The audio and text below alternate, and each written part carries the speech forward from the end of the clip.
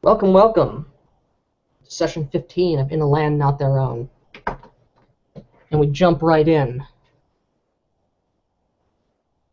Nasvog, you're there, a moment of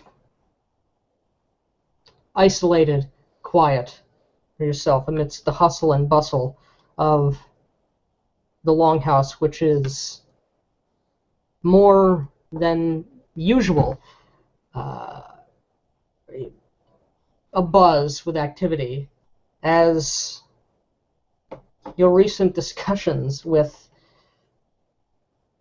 Aowa, Misha, Makala, of what to be done with the place. Aowa has taken your notion and run with it, and has been spreading the word and the preparations for a celebration of sorts, a gathering for the community to be here at the Longhouse, where games, stories, and the bonds of community and camaraderie can be shared amongst everyone. And so there's far more activity going on with the preparations for that for later today. However, as it is the beginning of the day, we see you're concluding your prayers and your meditations, and I want to throw it over to you right off the bat and to tell us what that looks like, what form that takes for Nasvog, as you're there with your net at your side, that item of power, hard gained, hard earned. So in the morning, when Nasvog is performing her own prayers to Helena, usually she'll walk outside the longhouse, and she makes a track around the building, slowly, singing a soft hymn of praise as she stands there, or as she walks around, analyzing the walls of the building, staring at them, ensuring that there's no weaknesses, no cracks, no failures in the structure, eyeing up and down all of the entrance points and exit points, all the windows, the roof, everything that she can see, just focusing on the structure of the building and ensuring that the building is secure in the way that Helena demands. She's looks in and she examines or ensures that there are spider webs in the windows, and spider webs hanging in the eaves and on the roof. Um, as she's done making her 29 loops around the building, she starts patrolling among the fields, making sure that everybody's doing okay out there and that everything out there is secure. But once again, analyzing, ensuring that there are no weaknesses, that everything is accounted for, everything is under control, and focusing on protection of this area that has been entrusted to her as she, softly sings her hymn of praise. And as you do that, you walking amidst the people and the commotion, that din of many people shouting and shoving around one another. All that seems to be sort of dulled in your mind as you focus yourself on this, cutting through all of that noise, all of those distractions, and you do see, perhaps in places where one may not expect, you do indeed see webs, the scurrying of arachnid feet in places where larger eyes do not think to look, but you see them. And you take a comfort in that. There's a sort of reassuring, not perhaps comforting is the wrong word, but a satisfaction perhaps at that realization, at seeing those things, those chosen creatures.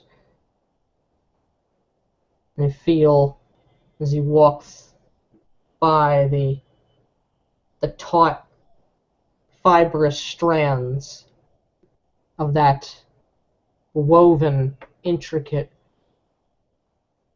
item that you have wrapped about you, which you can almost feel now and then as you walk through, a sort of pulse running through it, a pulse running through you. But, of course,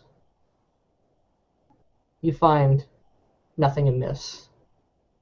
All is going as can be expected. You see Sanem a bit away, a few more children here at the Longhouse, perhaps for the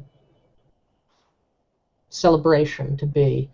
You don't recognize that one, a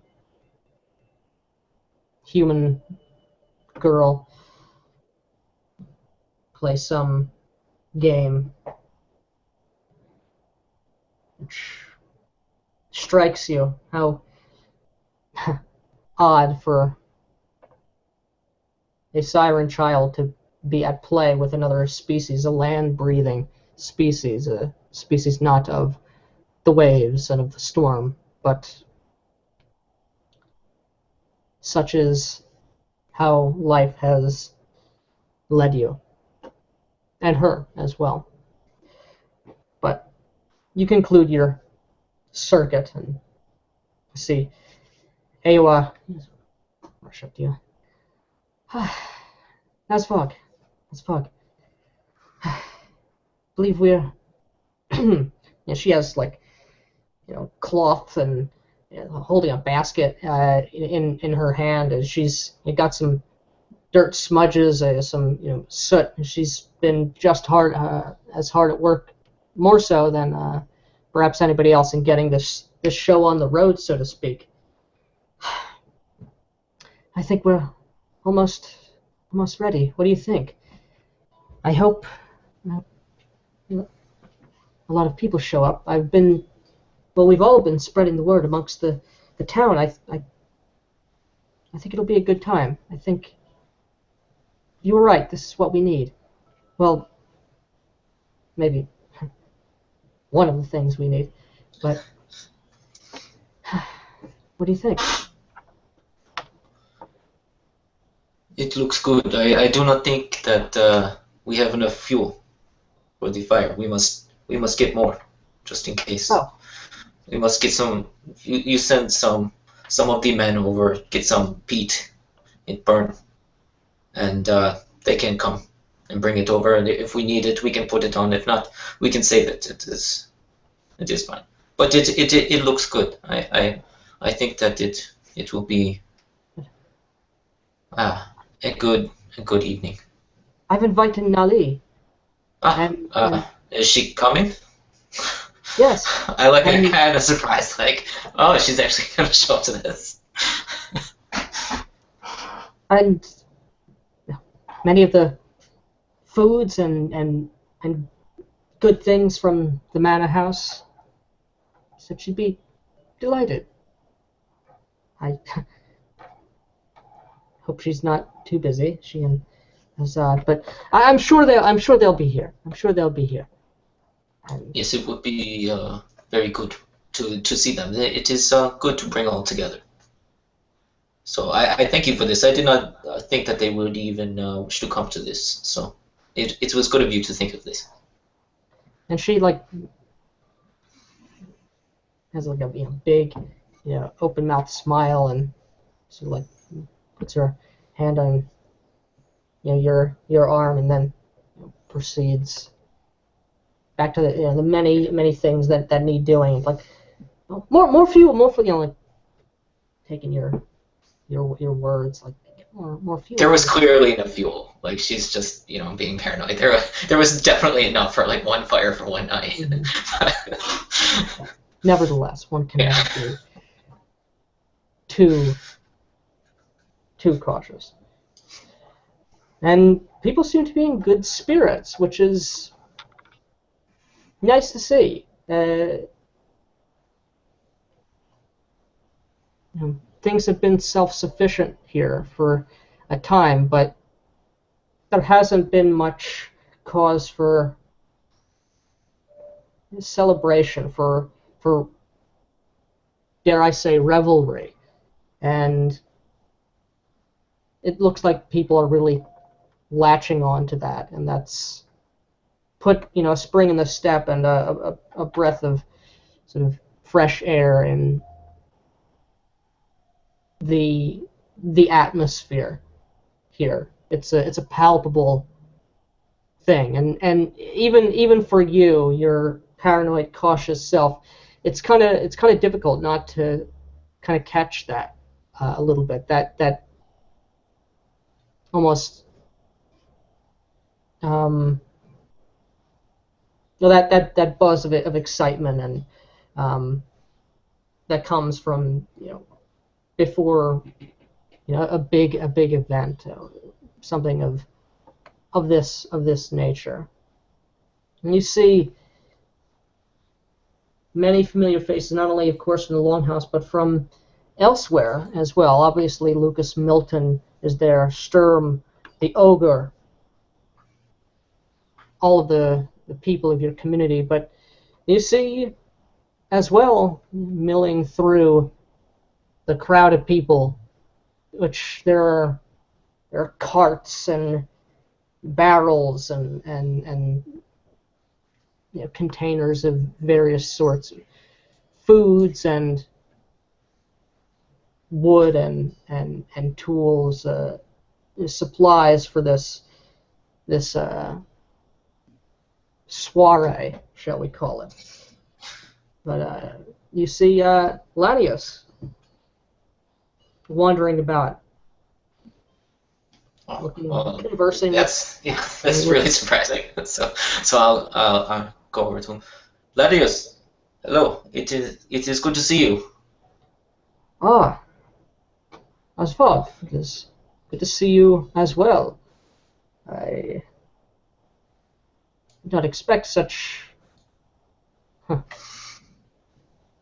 lengths you went to. Your friends here at the Longhouse have been speaking of this for well over a chain, this event to take place here, but seem to have really be outdoing yourself. And you see like there are like ribbons, like bolts of linen cloth being like sort of like hung, like there's like maypoles and stuff being set up. Nothing hugely opulent or ostentatious, but just with what supplies are available to this rustic community. But still quite a change in scenery. It was very impressive. I look forward to being here. I'm surprised that you would come. I did not think Coralla would appreciate this sort of thing. Perhaps there's more than is apparent, and you might know about, well, both of us, it would seem. We are not only our duties. And indeed, that is why I come here, to let you know that my Lord Knight Coralla will indeed be present here for work upon what was discussed at our meeting, our gathering, has been completed. Word has been etched upon stone, and the laws of this community have been written out, carved down for all to see and all to understand. We are not to discuss the content of the laws first. I'm sorry? We're not we are not to ratify these laws or look at them before they are put to stone. Is this not? Well,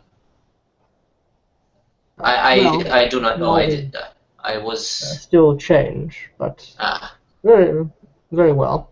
well, it is. I just think stone is forever. I do not know if this is. I'll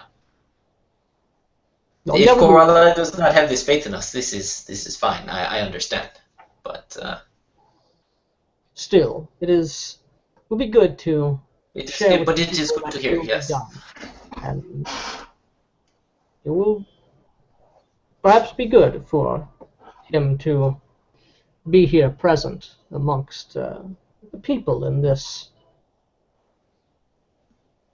gathering, this communal. Well, let's call it what it is. It's a party, isn't it? So. So, so come, walk with me, and I'll start like leading him out into like the actual fields where I feel like he'll probably be more comfortable because he's a satyr, and there are some satyrs around, so I know a little bit about them. So I say, so I do not know of you outside of your relationship with Corella. You tell me about yourself. I it is odd to see one such as you with one such as him working so closely with you. At least it seems odd to me. I do not know much of your people. Well, it was, as you know, not so long ago that we as well were strangers to these lands, but I was born here, not in Burgakash, but not far. A small farming village to the north, on the shores of the lake, the Great Lake there. But there's not much to tell, really, about me. Much of my life I was a simple farmer. And yet you work for the knight. There must be something of power or something of interest in your life if you are able to get such a high position. And he, sort of, looks down a bit, and like as if thinking for a moment.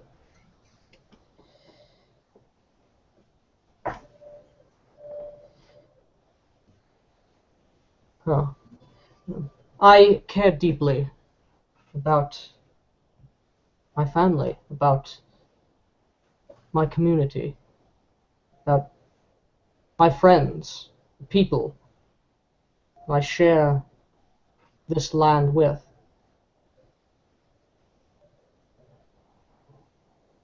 I wanted an opportunity, a avenue to help serve, I suppose you might say. And well, life on a farm does become a bit dreary after a while. As I imagine you are perhaps learning yourself in your time here. Oh no, no. There's always something to do here. We are That is very busy. certainly true. There's always work to be done. But there's always work to be done wherever you go, and whoever you walk with. That is something that is common all throughout these lands, and I suspect all the lands beyond as well. But I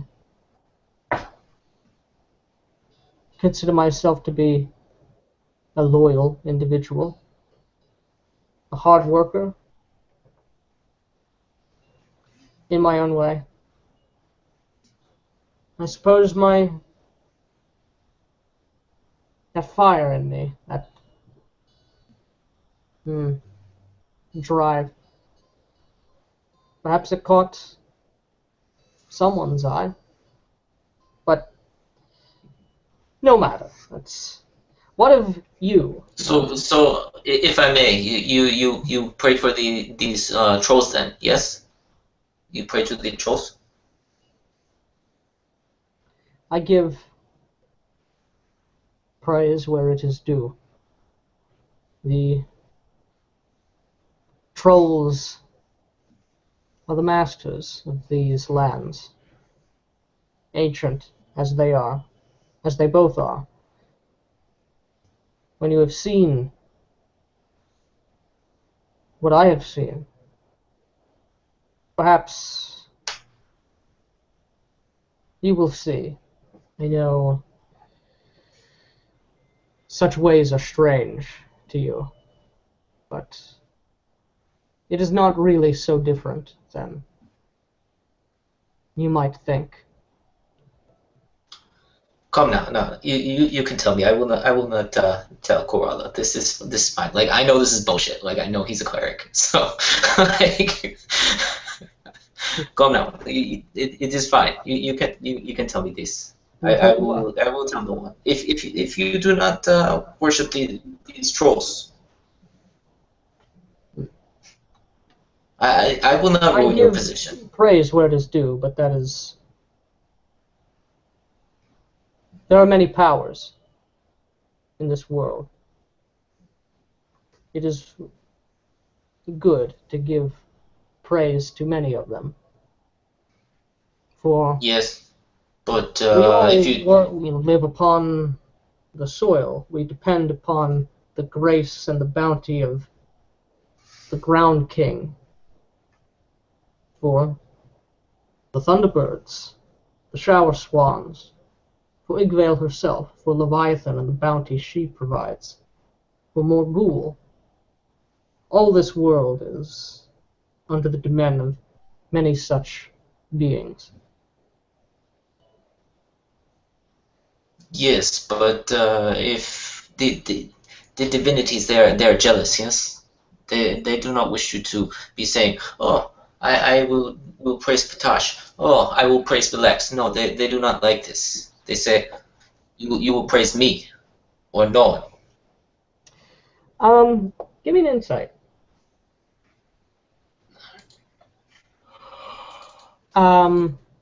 Emotions Wow. would apply if you have. Okay. Uh, that's a 13, 15. Oh, wow, very, very good. I have a lot of insight. Um, I mean, you obviously know because of your abilities. You do, of course, know the truth of his command of mysticism, and that you he perhaps is being a bit, shall we say, diplomatic amidst in your presence, perhaps not knowing. You are both strangers after all, by and large.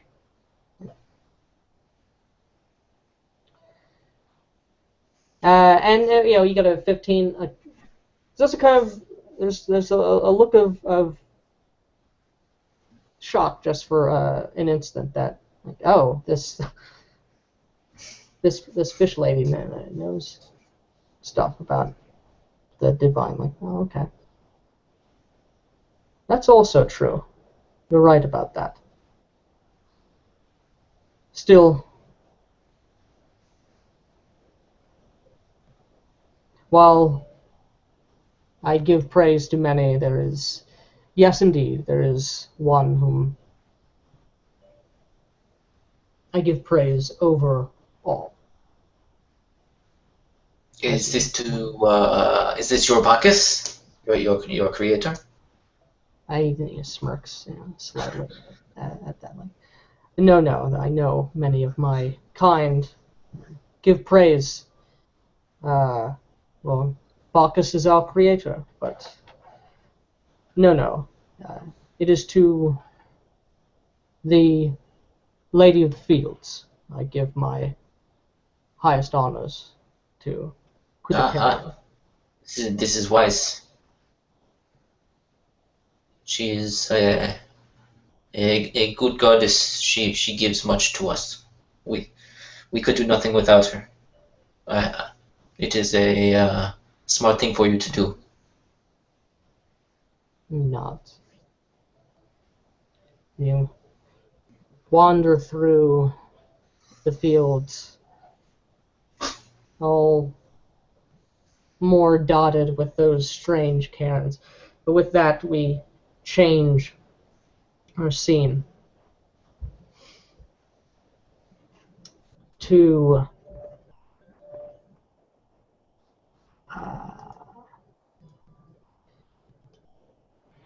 the manor house. As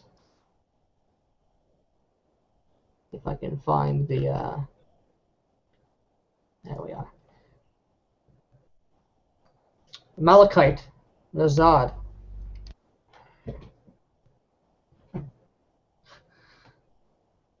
You are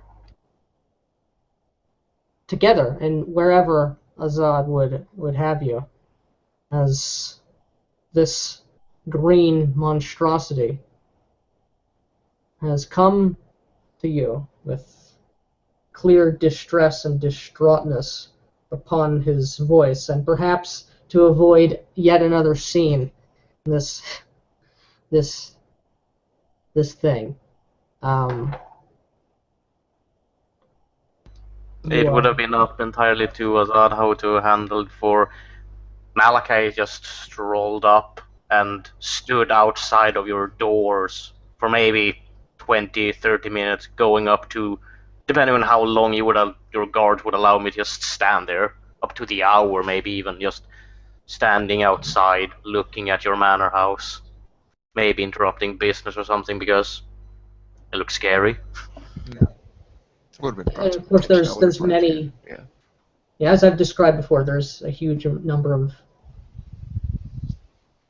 a hustle and bustle of your business going on outside. Yeah, and I'll bring you into just like you enter in, as when you enter into the manor house, there's like a big circular shaped lobby area, and then I bring you to the left where there's sort of a sitting room, and there are some other servants there, off duty, maybe with their kids or something. They're what little time they have for their personal lives. I just usher them away. As that's what this room is meant for. It's meant for them to, not feel like they're slaves. But I escorted you in here. The room itself is it is very sort of calm and homely. To it, several tapestries being hung and little paintings here and there, little bits of artwork here and there. Nothing too spectacular. Landscapes mostly, things of the rural surroundings of the land. I look upon... As a note, I have like a couple of guards, but not nearly as much as when you had first come to the manor house. And I stand in this lobby and look around, observing some of these tapestries, watching the landscapes of it. Or maybe one or two of them triggering a memory, like I remember those shapes. Oh, that place. I feel like I know it. Like a vague, nebulous tingle in the back of my mind of remembrance. But since you last saw me, like several chains ago, or if remembering back to the very night I did show up here for the first time, I am not as gaunt as then. There is more rocky mass to my exterior, and I don't look completely skeletal, though still for an Aran I am quite thin, now standing at about 5'8" in height. I look around and then towards the guards. Follow me. I just like speak in Falconese at it, but I just gesture with my hand, and the other servants like are flanking you, and make our way over to another room out of the lobby. I nod and follow you as you lead on. While not speaking Pelganese, I do understand gestures, and I believe I know that you want whatever I want to say is you want it to be said in private. So I do keep following you around until it's only the two of us. No, there's a couple servants at guard with me, but for the most part, yes. I look at you like in dead silence for several seconds before I lean in a bit more.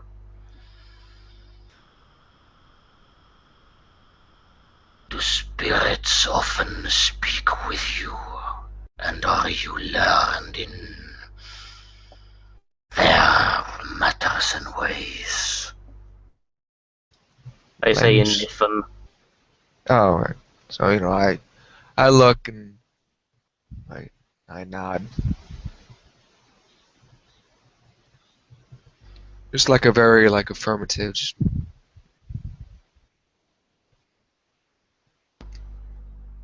I have heard things lately.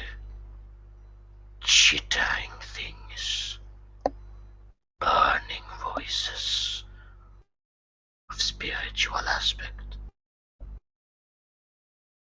Through meditation I think I know of their origin.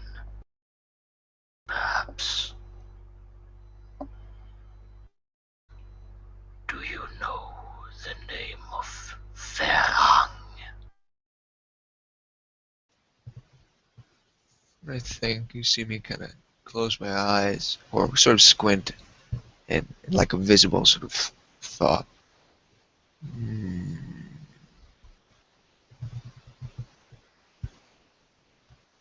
Do you think this is the name the Golds do? The chitter is echoing and angry, and reverberating thoughts in my mind of murder. I do not believe that is Hellenic dogma.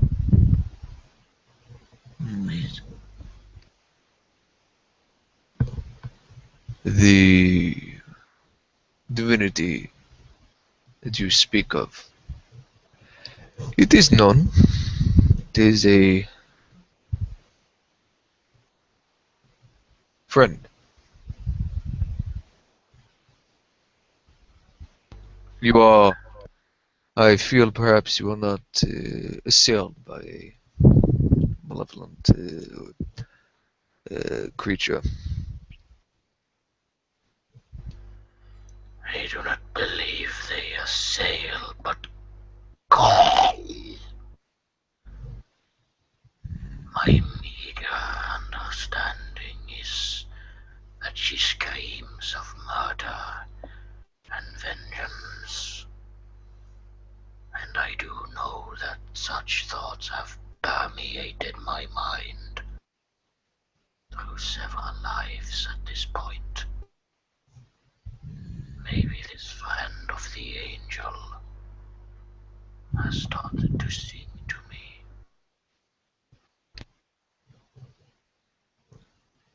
You must keep control over yourself. You mustn't go about these people with your need for murder. If this entity is wishing to possess you with some bit of bloodlust, I would suggest in not uh, indulging yourself too deeply in this.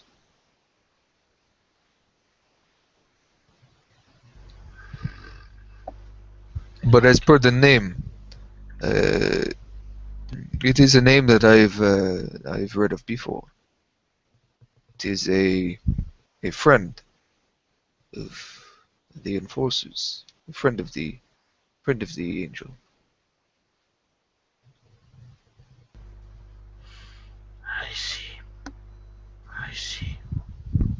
And to this extent, it is I may say that there is perhaps a part of this uh, being that has goodness in it, but where perhaps you may only be hearing the other aspect of it.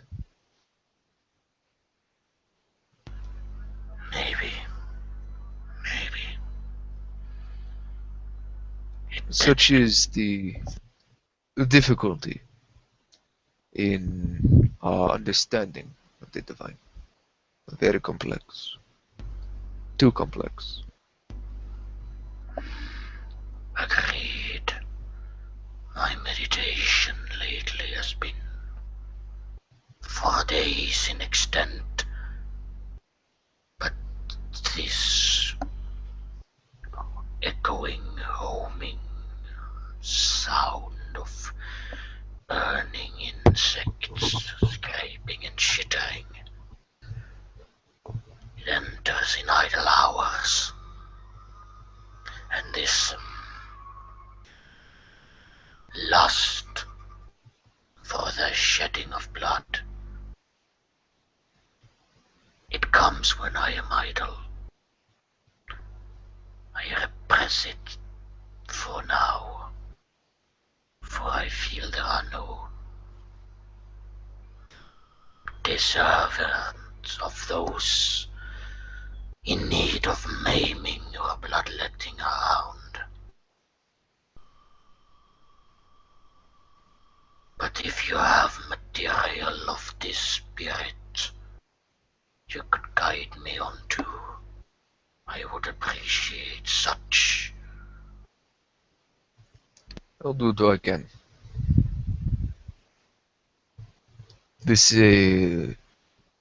divinity is a well, there is not much literature written about this one. It will be exhausting on my resources to find such information for you. But if it will, in the end, better educate you in understanding these urges, then perhaps I'll make a deal for you. I look towards you unblinkingly, as I am prone to do, and I think of that word, deal. I can offer much but vigil, protection, and murder, for that is what I am made for.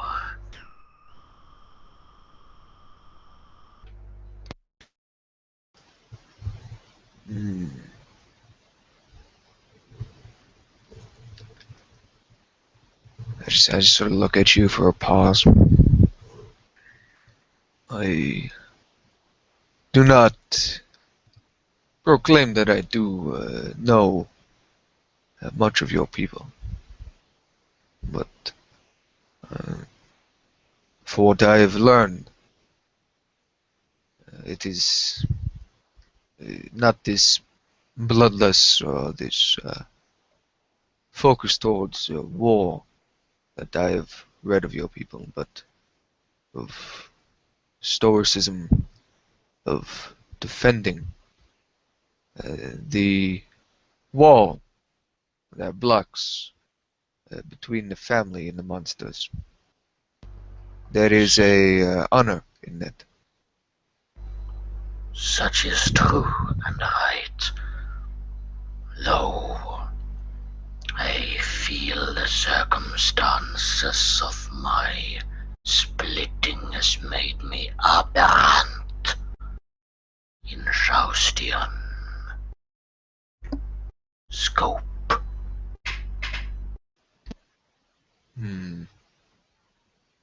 That is unfortunate for you. Very unfortunate that you would think that your goddess would turn away from you for what you look of, your way of birth. Let us hope that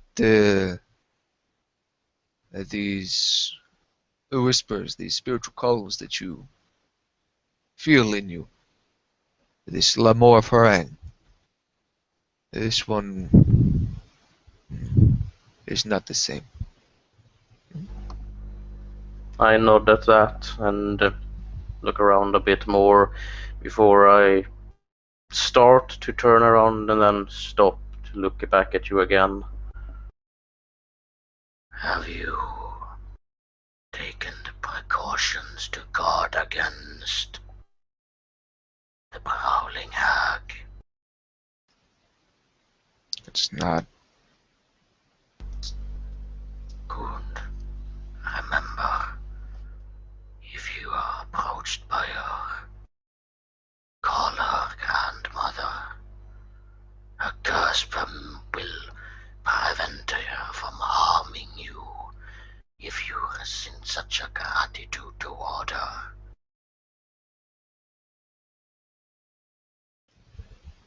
It's not. Again. And then I gesture to the servants that are kind of close to you, and I gesture for them to move away from you. I nod and I walk out. Okay. The scene changes. As hours pass. Back outside, the festivities beginning.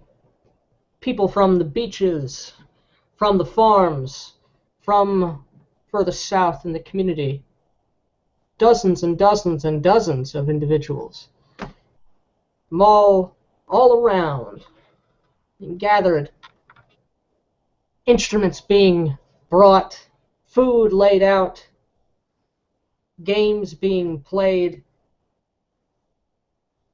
Your triune, your little matriarchy, Nazbog, is attending to guests.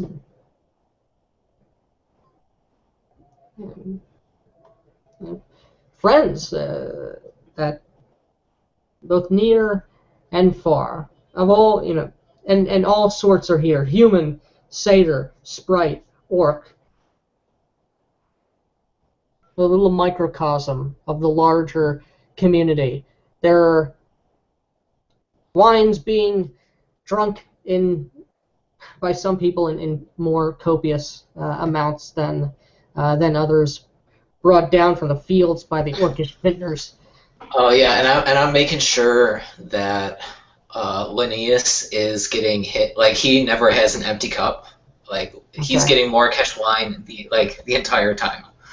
Like, he will be, like, everybody knows that this guy is somebody important, that they need to make sure he has as much wine as he can possibly drink. So. You are skilled in insight.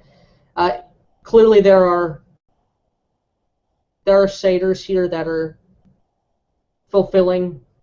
Oh yeah, I mean, like, the rest of the satyrs, reinforcing the stereotype of satyrs. Yeah. Like, the rest of the satyrs, I want to keep them, like, much less. Yeah, well, I mean, there's they have no they have limits. There's a party. There are satyrs. But Lanius to a lesser extent. Either he's, but he's quite. He does not refuse a drink by any stretch of the imagination. And just to to perhaps paint a picture. This is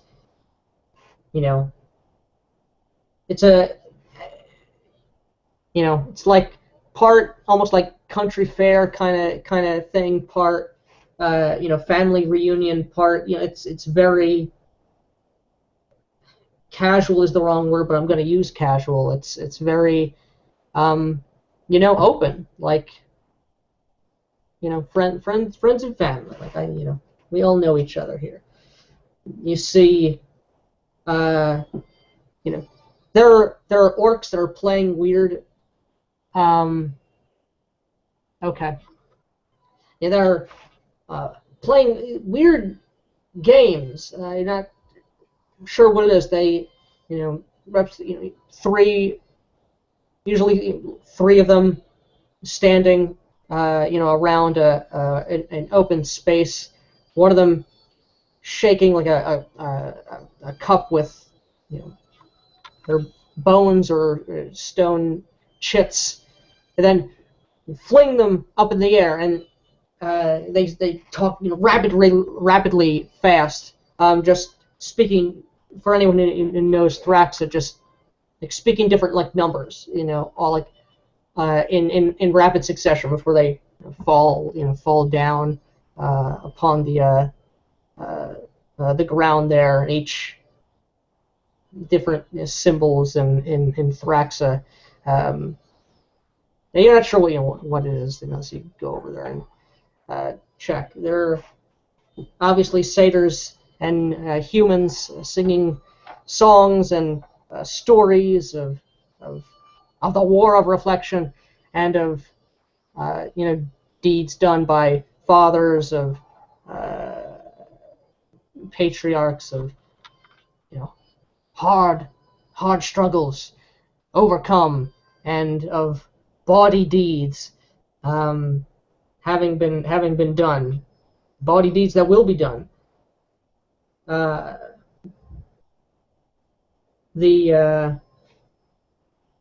The women folk of the human variety, kind of as one might expect, keeping to themselves, and the children, as is the custom of human culture. But everyone seems to be having an enjoyable time, from what you can see and what you can determine. And walking around, people are like, that's dog, like yeah. So everyone's having a wonderful time except for Naswag, who's like, like she knows it was her idea, but like there's just so many strange people here that like, and it's like impossible for her to like take in everything and just like keep an eye on everything and make sure everything's going okay. So it's like actually really stressing her out. Yeah. Like she's like oh my god, like look at all these people. What are these people doing? And so she's actually gonna like head back like away from the area, and she's actually gonna go search out Malachite, because obviously Malachite's not gonna be involved. But so she's she'll have Sanem in her arms, and she's gonna go search him out. Yeah. And Sanem is actually kind of like. Yeah. Doesn't Oh yeah. Yeah. She wants to see all the exciting stuff. Yeah, of course. But there's no way that's happening. So Malachite, what are you doing over here? You should come and join the party. Where you find me, it is as I am standing statuesque, as soon as my wand comes to, but it seems a bit eerily for some reason this time, as it is perfectly still as I observe everything around me, and then 2 seconds after you started talking to me, I turn.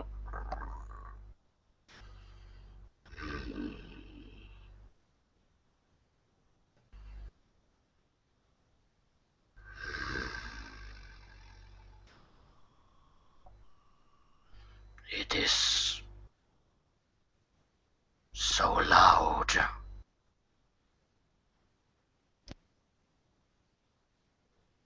Yes, yes, it is. There are many people, and when you get so many together, the volume rises as they try to be heard. I know it is not your people's way, but you should go amongst them, go see them, speak to them, learn of them. You must learn who you work with, who you protect with your skin and with your rage. You should learn about these people, come to appreciate them.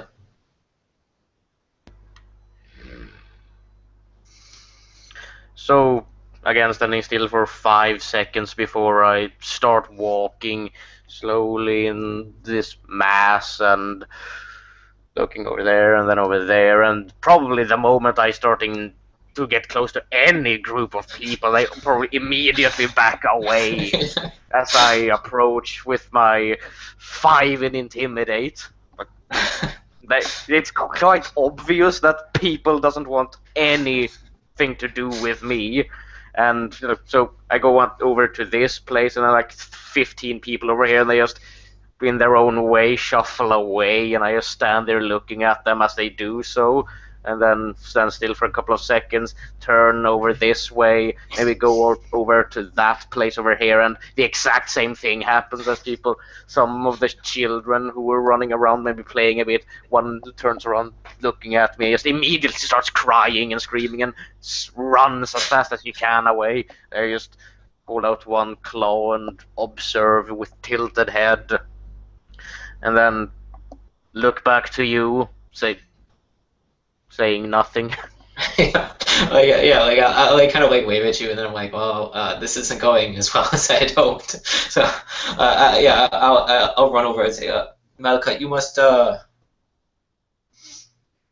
you are very frightening to those who do not know you. You must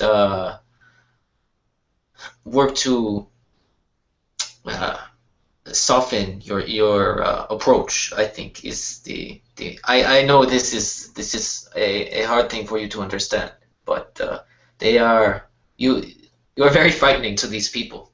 You must not loom like you do. You must say hello, or you know, bring them some food, maybe make some small talk. Speak of the games. Maybe do your people have games?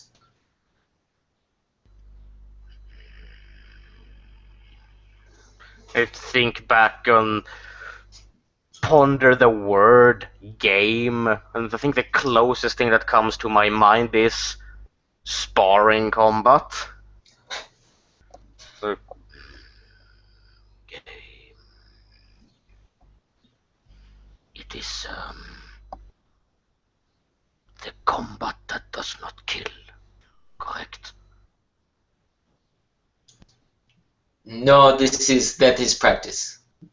That is not game. You see those orcs over there. They play a game. I do not understand it, but they play a game. You see these children. They push the hoop with the stick. This is game. I look over towards the orcs who are throwing their bone shards with numbers on them. Do I recognize that stuff? I think I've been around these areas in several lifetimes, so do I recognize what they're doing? I have grades in occult. You did the casting a spell. No, it's yeah. I mean, you do. You do know. I mean, you don't know the particulars, but you know it's a kind of mental exercise. It's there are different numbers and mathematical symbols on these different runes, basically, and the there's no winner. It's not like football. One of them throws them up in the air, and the object is with the numbers and the symbols that are being thrown up. It's the object is to sort of speak out, calculate as many like formulas, as many like mathematical problems you could make with those permutations of numbers and symbols before they hit the ground again. So I look back toward Nashvog and make a gesture towards those orcs. They are practicing. And I stop and think. Number magic. So like I like look back like shit. There are fucking magi over here. So like, you are sure of these? They cast a spell. Not spell per se. They train mind for esoterical mathematics by throwing numbers into air and guessing outcome before land.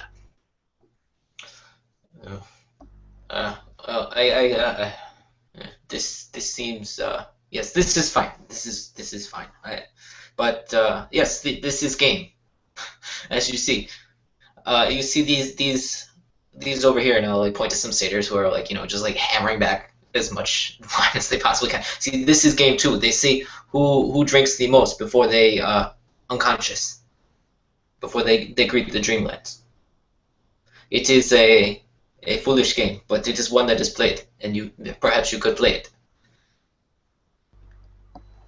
They would be very happy to have you join them. I look at you again for like 5 dead seconds before I turn and walk towards the satyrs in my slow gait. And, well, what's their reaction? Their flame tender as I green monster dude with 5 in intimidate approaches drinking satyrs. Surprisingly little, whether it's through the imbibement of alcohol, whether the tales of your exploits have been passed around, or whether they just don't give a shit. Somehow, they're still like sort of taken aback a little bit, but they don't stop. It's party time. It's a good time. I look towards sort of them. speechless for a second, like, oh yeah, I know you. Yes, I've heard of. I mean, it's impossible to not to mistake you for something you aren't. But I ain't. You're the one they had crawled forth from the woods, collapsed. You must have had quite a revelry out there. I just listen to this, stay silent, and then look at... Oh, someone dropped his wineskin. I think this is part of the game that Nashvog mentioned, and I look at the wineskin. I hear there's still liquid in it, and then I very awkwardly press the liquid into my jaw. Hey! And it's like, oh, okay, like I didn't want to talk anyway. Let's get back at it. Let's get back to the work that needs to be done. And they raise their glasses up to you, and one laughs, the other watching the statue man downing a whole wineskin of alcohol, and they like join us, like topping it off by eating the wineskin itself. Hi, Ritus. I wager. I wager all the harvest work to be done next chain on the Day of Swine. That I don't even know what it is. 10 glasses. It can't get more than that. Clearly, it looks like a statue, but I bet I can outdrink it. And then I'll wager and does commence as you are wrapped up in Who can outdrink? Who can outdrink the statue? Who can outdrink the green monster statue? And you just keep being given like glasses of ale, of wine, and beers. There's also there's beer, there's mead, there's wine here, from all sorts. And I drink whatever they give me, having little to no taste buds whatsoever. Usually, I'm used to eating minerals and gravel and carcasses, and unless they protest against it, I probably eat whatever the drink is coming in as well. Maybe even eating the glass, the wine skin as well. Thinking that They might be don't. part of the meal, so to say. I mean, they don't seem to care. It's a wondrous spectacle to see this monster drinking, and I don't know if alcohol affects Orons, but Anything that would affect having water in your body or poisons that would relate to it are completely inert in the Aron body. we'll get back to we'll get back to that, as you were immediately caught up in that for a good long while. Meanwhile,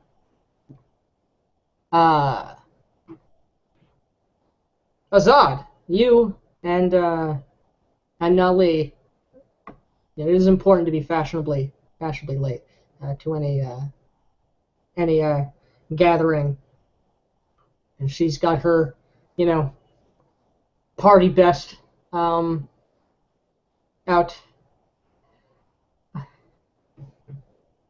My husband, shall we meet the people, make an appearance, show we are one of the common folk?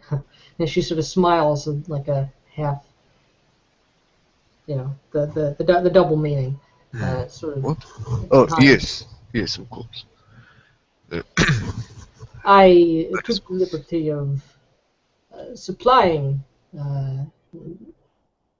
some of our goods to these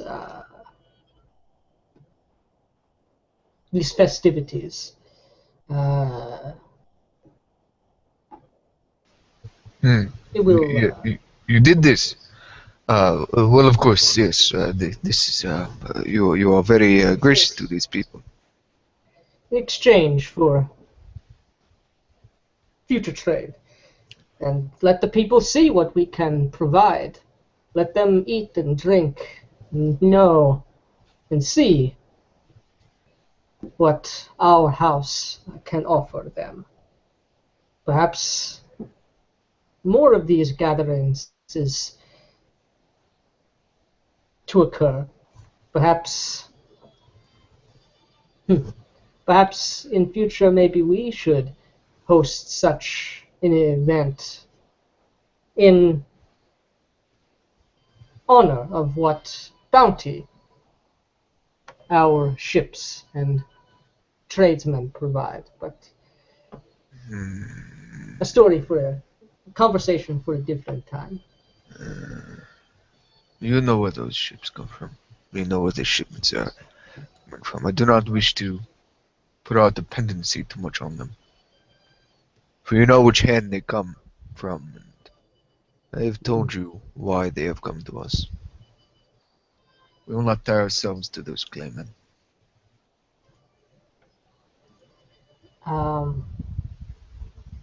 course, that was like the first thing I told her, after my meeting with that man, Tushin. Oh yeah, I mean I immediately told her as soon as I got home, yo, this guy's blackmailing. This guy's blackmailing my family. I need your help. Okay, right. Oh, her expression sort of darkens a bit. Do not worry, Azad. We will. We are not ones to be ordered, to be blackmailed or coerced.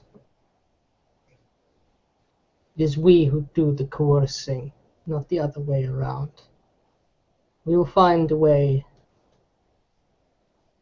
to extricate your family, our family, out of what troubles they find themselves in. Perhaps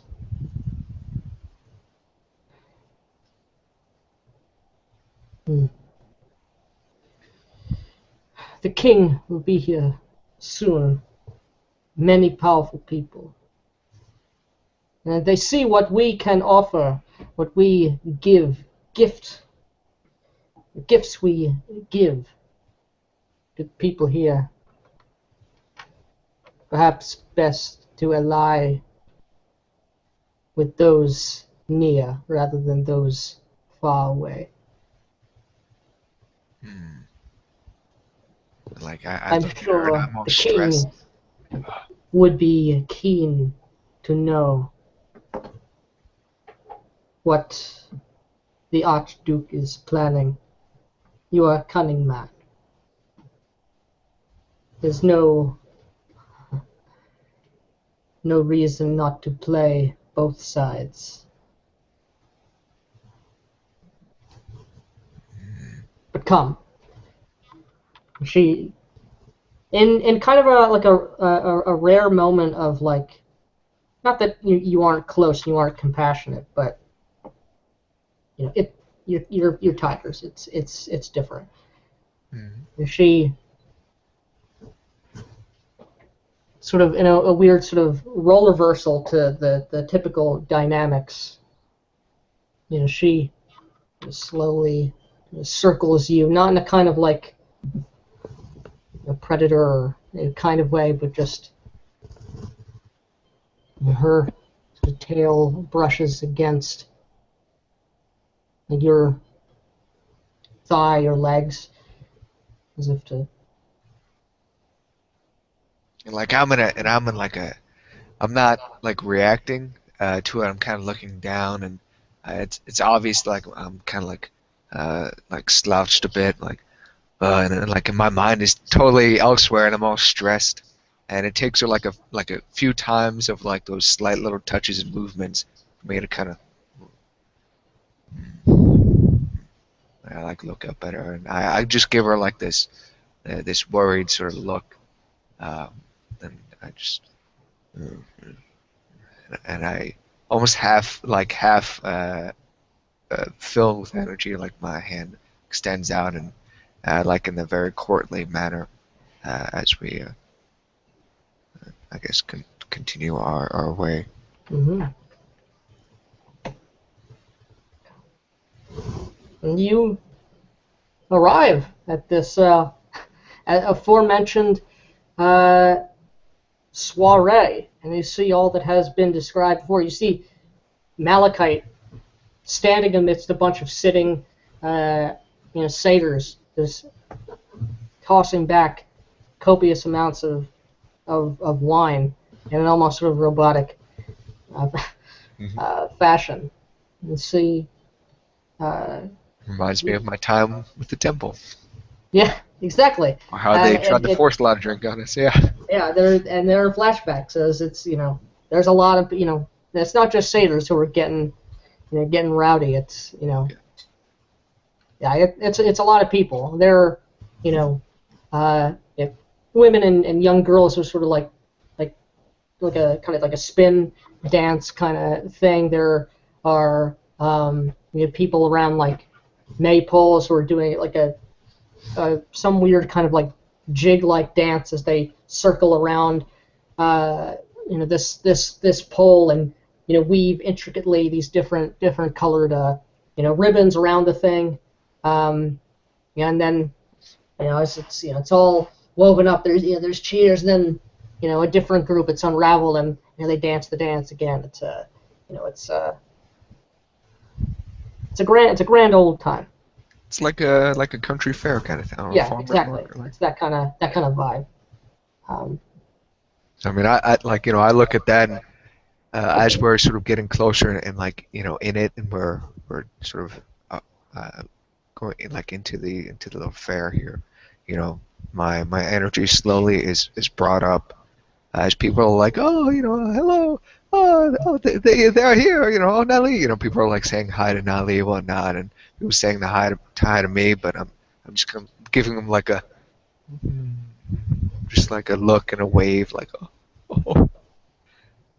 And that sort of attention seems to help me sort of recover myself a bit, Mm-hmm. and my back sort of straightens up a bit. So there's a sudden aura of confidence that is brought back to my visage. Okay. And like I point to like one of the dancers doing the spinning dance thing. I just point at that and Nali, and like I give a look to her like, oh, you're totally not into that. Like and they're having fun. They're like, woo! And I just look at them like, huh. Like I give her a look like, oh, those are peasants. I'm like, oh yeah, you're totally, you wouldn't be down for that at all. Oh, kind of like a weird sort of joking gesture, like a scoffing, like. And it is most amusing, these common folk. But again, nevertheless, as with Nazvog, there is, and as you hinted at, there is, there's something in the air. There's something that's, it's easy to catch the bug of, it's a party. Like, how can you not have fun at a party? Like, That's right. So I'm going to give the scene over to you guys this is the soiree, the country fair. And you guys can interact with sort of whoever you want. Lucas Milton is there, Lanius is there, Corella is not there at the moment. You spy V in there, not. It's only like a little splash of, violet, and blue, dashing, under legs and whatnot. The height of that tiny child creature. There are other sprites here, not a huge number of them, but yeah, Misha, like Aowa is there. Other people from the Longhouse, former people from the Manor House are present. You see Sturm, the mighty ogre, the former guardsman, and now drill master at the Longhouse, is there. You see there are orcs there as well. As far as you don't see like Unkale there. No one's wearing a big old mask, although maybe he is here and he's just not wearing his mask. But like you see, Ichnox is there, engaging in one of those like games of like math for fun games there. So I turn the scene over to you guys. I mean, I look for Nazvog, and I look around, and like while I'm looking for Nazvog, like it's pretty easy to spot out a siren, but I'm trying to get an idea, like why is this party being thrown? Like I knew this was like a business investment, but like okay, like and I see people just partying and whatnot, but there's got to be a reason, right? There's got to be some there's where's the business end of this? So I'm looking around and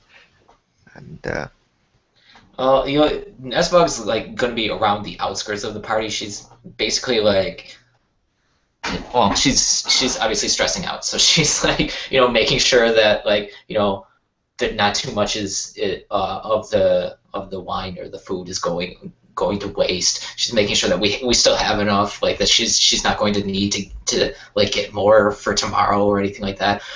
Like she did with Malachite, if anybody's like hanging around the outskirts and like not getting involved, like she'll like go to encourage them to do that. but like, of course, she herself will not do that because this is way more than she had anticipated. So I mean, yeah. So she'll be around, and obviously it's not difficult to find her because she's blue and purple. But that's what she's not going to be like in the center of the party where like Malachite is drinking. Ah, Azad, it is good to see you here.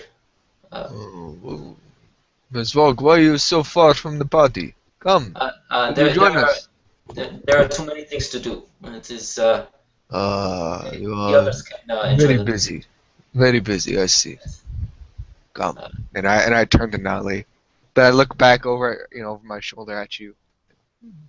I'm just sort of interested, like, and then we continue on in, and I mean, I just speak with the locals, but I spent some time speaking with the locals with Nali, like, oh yeah, even Azad and Nali are here. Oh, like the celebrity, of course we're here. I mean, we're A-list celebrities, right? So we come in, or if I Pume A-list celebrity. So no, actually maybe we're C-list or B-list. The king and the others are probably A-list. But anyway, we come in and we're speaking to the common folk, and I'm speaking to farmers and whatnot, and I mean, I'm a man of business, and that seems to be the only thing I like to speak about with these people. But like some people are like, what? No, I don't care about that. No, I don't want to hear about your coinage use. Have some drink, you damn tiger bastard. Oh, oh. Some drunken human. I'm like, oh, no, thank you. No, thank you. When he offers, and Yeah, it's a lot like that. yeah, and but yeah, I continue just sort of speaking with the common folk with Nali, and I do that for maybe like a good half hour into the gig, and then but the whole time, like a predator, just hunting the prey. I see Lucas Milton, like I spot maybe other like notable people within the community, and just watch them now and then. Like it's almost like kind of, it's not that creepy or anything. It's just very common party. Like I always very subtly position myself where I'm just sort of looking in that vantage point, like watching who they're speaking to and what they're drinking and who they're with. Any sort of bit of gossip that I could people that have Mhm. in community, or people that I've spoken with their clients or retainers, or I'm just very keeping in mind, like, oh, like, who are you dancing with? Who are is that your wife? And so on. And but I'm looking very very keeping very close mind to that. Good. And you and Ali get a huge, you huge rise, in the crowd. When you show up, everybody knows the Manor House. Everybody knows Azad and Ali. That family and friends, the people you're many people bring you like little uh, bits of food and drinks, like more than you can like accept, like at once at the you first get here, you see the friends and family, the wife, that human man you Kieran, yeah. saved, you brought back from the brink. It's it's cheers. Everybody knows your name. Yeah, when I see Kieran Maris and his wives and his 6 children, right? I just look at them, and they're saying, oh, is that, oh, so happy for what you did for him, whatever. Maybe there's that moment when like his wife is speaking to us, to Nali and I, and like there's that quiet moment where I'm just looking at him, and I just look up at the sun, or just at the sky, and then I look back down at him, and I give him just like this slight sort of smile, almost like, you're welcome. or as if like to, or like reminding him like what I said before. The sun is, Portsea is still there. But it's like that very like subtle, quiet moment. As Nally and maybe his wife are speaking, I just look at him. But I go over to definitely any sort of people I've worked with. Latius, the man that had worked on my manor. I look for all these people, and I keep very close in mind, like I said before. If they drink too much, if they get drunk really quickly, any of these little hints of information which I could use later, but I definitely almost like stalking in like this weird social etiquette way, like a tiger amongst a social jungle, just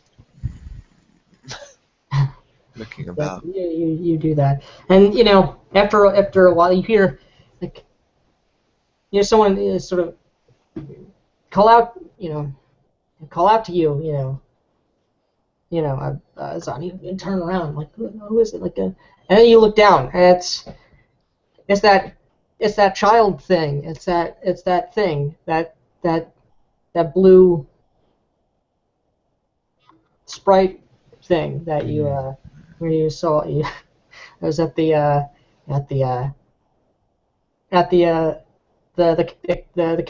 council meeting.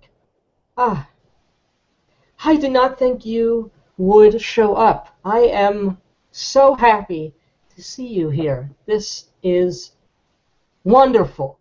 This is such a fantastic celebration. I could not have done it any better myself. What do you think? Like she's all frantic and like, it's obvious she's enjoying her time. So and in like complete contrast in that response, I look down at her and I try to regard her with some level of respect. But I look down at her and I just sort of look a little bit more down and I sort of nod. Councilwoman, it is nice to see you. We are enjoying our time here. Of course, after all, we would never miss such an occasion. Yes. Thank you for moving some of those people away. The hives are so much happier now. It is better. Thank you. And like she sees it like somebody else that She's pulled away and I'm just kind of watching them. These little frantic little things. It's almost like a cat looking at a mouse. There's that moment where I kind of like take a step forward, like I kind of want to chase after her, but I pull away. I just watch who exactly she's going to speak to. Is anyone important? No. Okay. And then I turn back. It's like that, like a chicken. Mm-hmm. And the evening. Well, I say evening. It is an evening. It's afternoon. But the party goes on, and despite Nazvog's paranoia, there is no dearth of food, drink, or the desire to consume them. As the party seems to get stronger and heavier the more it goes, and more and more people trickle in. Some people leave and then they come back, but it's a huge bunch of people, and you're chatting it up. You're you're networking or you're enjoying your talking to people, and the music is still in full swing, and you hear someone sort of cries out like over the like over the din, like the din of the revelry, like, oh, like, look, like, and people turn, like, it's Grania Knox, like, she can, like oh my god, like, she never leaves, like, you look around, like, only you, Azad, know who this person is, and you see that silver-haired human when you met a little over a few chains, or a little over a chain ago. I was so reticent to leave Ryland. You see this stunningly beautiful human woman, dressed exactly how you remember her, Azad, and nothing fancy, but that's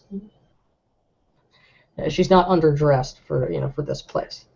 Like, just gliding through the people, smiling and looking at and greeting folks, and like, some people are like absolutely stunned. Like this is like getting like a bigger crowd draw than even Azad and Nali. Like the music actually like kind of like stops for like a little bit, like around her, and there's other bands playing, but it dims, like the volume of the of the celebration, like, kind of dims, like, unless she like moves through, like, people like it's like a celebrity, like a real like a celebrity, like coming through here, like you actually see one or two people, like you're not sure like why, but like you see like a kind of like limpid quality in their eyes, like a few people, like there's like water, like their eyes are a little watery, not like a teenage girl kind of like, oh my god, it's Brad Pitt, like kind of crying hysterically like that, but like there's something else to it there, and you just but then the party resumes somewhat. So yeah, I'll like after that I'm gonna like try to find Azad because like it's not too hard to find a tiger in the crowd. And Azad, who is this that all seem to stop for? Hmm, I'm surprised you do not know this one. You've lived here for long enough to know some of the locals, yes? That is, of course, Grain Knox, a tremendous people, tremendous warrior of the people, a veteran of a past battles. You mean the attack by the sirens? Hmm. I did not see her there. No. And I like look around and I like give you a look almost like, oh, like this is awkward. Like you should know. Like almost. And I like bend over to like where I assume would be your ear. I like bend down and I whisper in your ear. There was a war that had befallen this land, and she was one of the warriors that fought in it. And I pull back and. How long ago was this? She does not seem so old. It must have been just before we arrived. I would have thought I would have heard of this.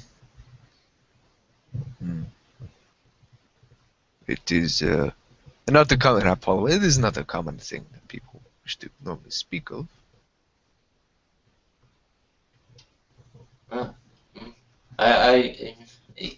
I would think you would see the marks of war, but Perhaps the orcs clean up well, even if they need a human to fight for them.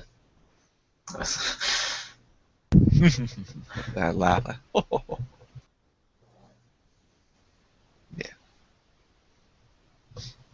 So do you see all the orcs here? Do you see what they are doing? The one with the tattoos is here. Oh yes, I it's seen the strange game that they played. It is very interesting. I've never seen it before. Malachite says it is ritual practice or something. They practice to cast their spells. Oh. Well, perhaps it is tradition, a way of remembrance of the past. My people have the same sports and games to remember the past. We have our traditions, and I'm sure as old as the fabled orcs are, they have a plethora of traditions to which they hold. I did not think they enjoyed the revelry, the atmosphere. It is a surprise to me to see them out here, even if they do their own little things.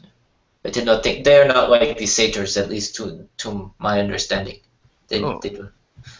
Well, It is strange to see them here. all things enjoy some time like this, no matter what form you take. All species, all peoples enjoy these things. And I just gesture over to Malachite. Even one such as Thon enjoys such occasions.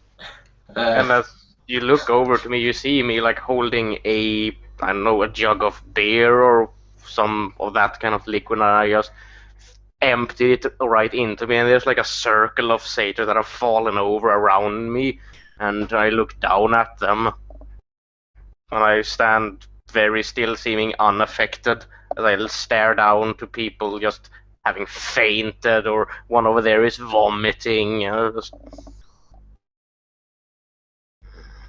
Even that one enjoys their time in revelry. Their time in the traditions, the people of this land. That is something that is very clear to me, as it should be. They keep their traditions very close to them. And as you're talking together, you kind of like you see, Azad, Lucas Milton, sort of coming up. Councilman, I say that to you, Nazbog, and then suddenly I turn. Councilman! It is so good to see you here. And you as well, Azad. Azvog, this is an amazing celebration. I think this is exactly what we all needed here. Let the people come together.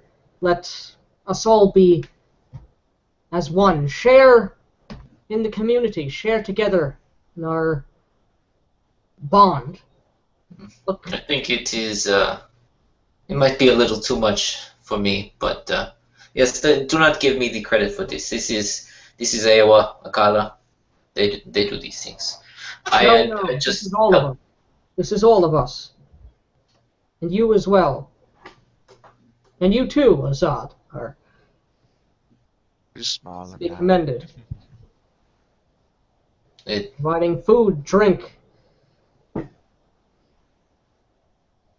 I hope this is according to your customs, your people's customs. We bring in enough for this.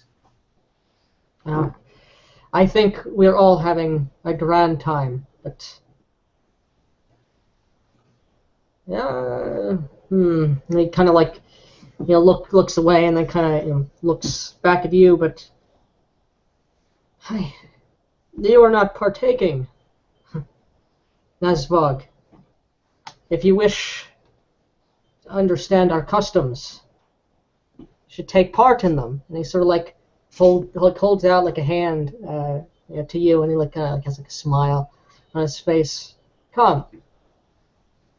I do not know. This is there are many things to there are many things to do. I must Go on. must ensure that we have enough of the fish over here. They eat so much. It is I do not know if we will run out. I do not wish anyone to be disappointed. I do not know. She is the most stressed of us all. Go. And I sort of hit your back, a little bit forward towards the man. Go. I guess for a moment, yes. And it takes you over to, like near one of the the maypoles and like doing that sort of like circle dance and like you both cut in like as it's people are moving like sort of rapidly like kind of back and forth and it's like and you dive in. You find a space. He holds onto one of your hands. He's locked in. You're locked in this. You know what the image of what it is. He takes you into the dance circle as you're going rapidly. One way, and then the circle it goes another way, and then every other person sort of moves in and does kind of like a a jig thing, and everybody moves back, and then everyone moves in, and it goes. It's a strange old thing, but like now you have to go in, and you have to like do a little dance with all the other sort of people here, and you gotta fit in. It's so what do you do? How do you react to this this revelry? Well, I mean, she's gonna go along with it. She's gonna do her best. I mean, she doesn't really understand the actual thing because it's a human thing. Like, she doesn't really know it, but I mean, she's able to pick up on it pretty quickly. So yeah, I mean, she's going to do her best to not look like she doesn't belong. But I mean, obviously, she's bright blue and no one else is, so she's going to stand out no matter what. So yeah, I mean, she's intensely aware of the fact that she needs to look like she fits in. So she's going to do her focus on it like intensely on like perfecting what everybody else is doing and like keeping an eye on what everybody else is doing and like trying to mimic that as best as possible with her like giant talon feet. So obviously it's not as easy as it will be for the human, but like she's gonna do her best. She's gonna try to project like she's having a good time, but like she's mostly trying to make sure that she's doing this correctly. I'm gonna ask you to make me a meditation roll. Strangely enough. Oh snap! Okay. Alright, so it's 22. Okay. So, yeah, whether you blew it or not, it's no one's like laughing at you or anything like that. But you follow along with trying to gauge what everyone is doing, and you survive the dance of the maypole, in your own strange fashion, and you are not caught up in the party spirit. You stay and you remain. I thank you for introducing me to this, Lucas. It is an interesting custom. It was very fun. Thank you. Like he's kind of like winded a little bit, too. I am not winded at all. Like I am like I could do this for hours if I wanted to. But I definitely do not want to. It's one of many customs, Nazvog. And I hope will become yours in time. Perhaps you would join me in another dance later. Perhaps. I see you eager, though, to get back to your Oh prayers. no. This. I thank you for bringing me out from the work that must be done. But I am not eager to go do this work, but it must be done. Someone must ensure that everyone else has a good time. Yes, it is the duty of the host. Perhaps something a bit less crowded then. Perhaps you will join me now then. But as I say, I must. If you will help me perform these duties, perhaps we could do this. But there is still much to be done. There are so many people here. With all must be And I tended just, to. and see like Aowa like it gives you like a look like shut the fuck up and like just fucking do it like kind of thing like oh don't worry Nazvok, we have everything is under control, don't worry, I've just refilled the casks, there's new meats and food and drink for us all, like yeah, like food and drink, like, this is a great party, like Well, but then you should enjoy yourself. You should do this dance as Lucas Milton and I did. It is of your people, correct? You would enjoy this, would you not? It is very fun. like just like oh like hold on like she like goes away like I'm not you're not gonna catch me out there. Like, Lucas Miller's just like he's just standing there like But yes, I perhaps suppose we could do something. Yes, but yes, there are many for you to see, to speak to, that are not so busy. Perhaps there are, those who you may engage in this. Like you may go see Malachite and see if you can drink more alcohol than he. I do not think you can though. I do not either.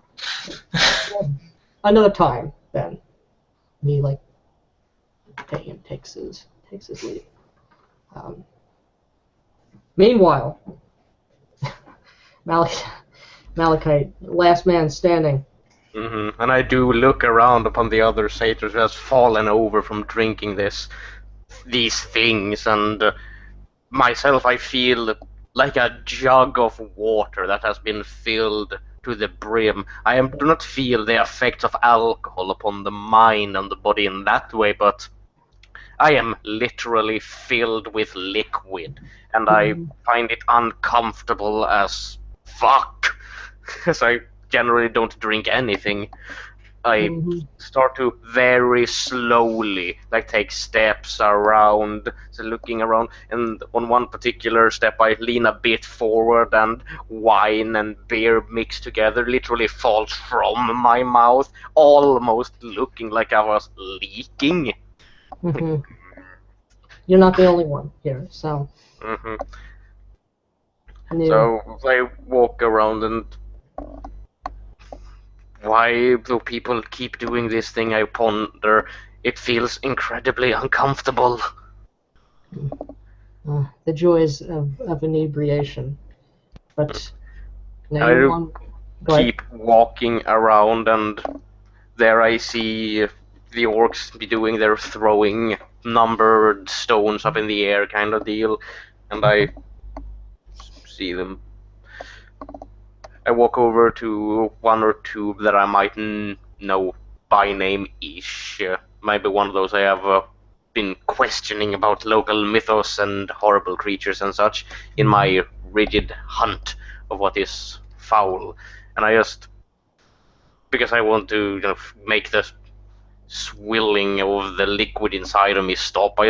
This place is good as any, and I almost literally just sit down and look towards them as I don't break their circle of, players, quote unquote, here, but I sit outside, slightly outside it, and look towards the two orcs, one there and one there.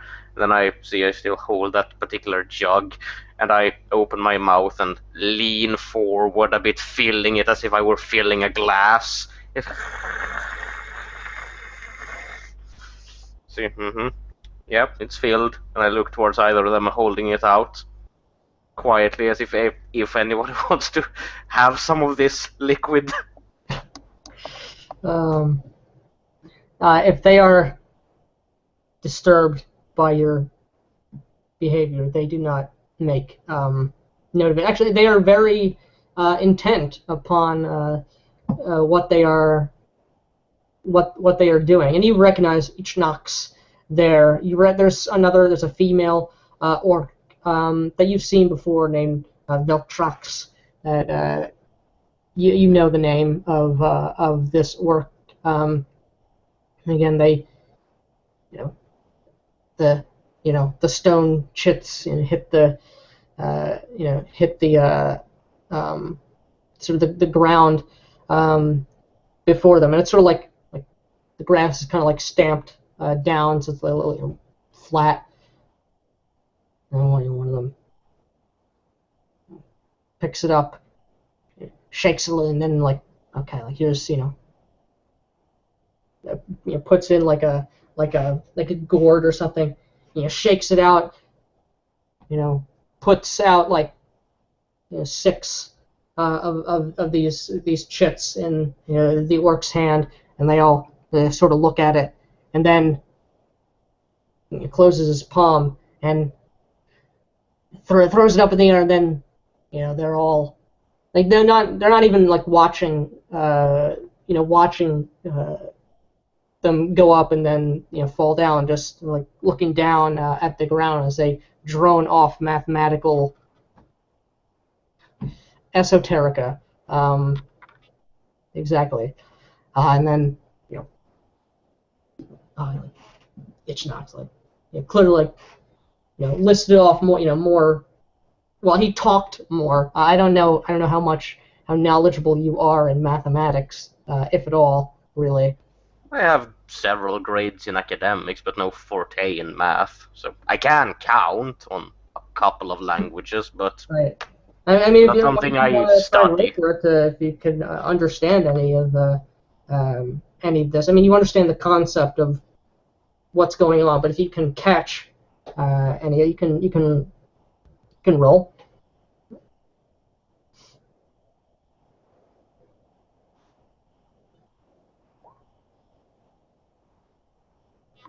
Oop. That will be 25. Oh my god. Yeah. I mean, it's still beyond you, but you are aware enough somehow. Where does this knowledge come from? You're only 7 cycles old. Yeah, exactly. But this is enough to know this is insanely intelligent kind of stuff. What's the mental adroitness needed to do that, to spout out 2573, what are the 2573 multiplication square root, or what are all the things I can do with these numbers and these symbols, just to spit them all out. Is that takes a lot of intelligence to do. I do look at that and observe of the Maybe orcs. with a 25, you can actually try your hand at it. Yeah, I see observe several of the orcs doing Okay, so he did it in that way. Okay. Go, let it go like several turns and orders of them to doing this, and then at one point, like the 8th attempt since I sat down outside of their circle, as they threw up the numbers, I just go like and blurt out a fairly simple math formula myself, like 2 times 4 equals 33 times square root of, and then it lands. Because I just blurted that out. Mm-hmm.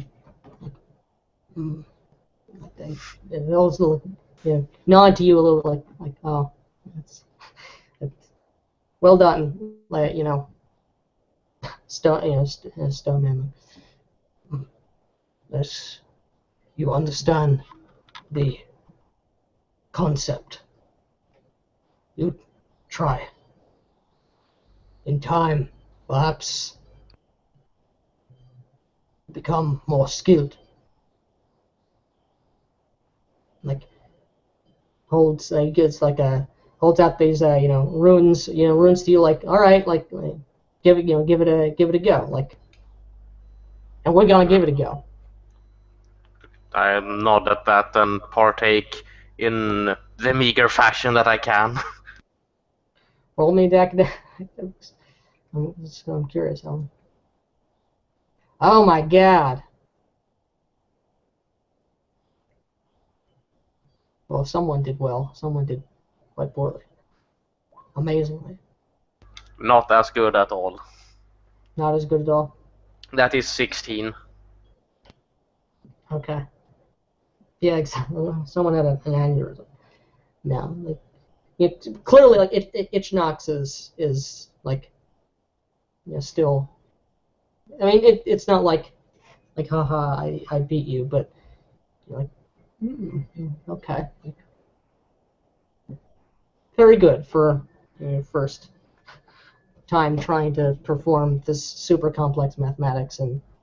Like, I probably sit here for a good amount of time during this so-called party. I find this, practice of observing and counting far more entertaining than trying to fill myself with this strange liquid so uncomfortably I have to go somewhere else to just dispense it at some point.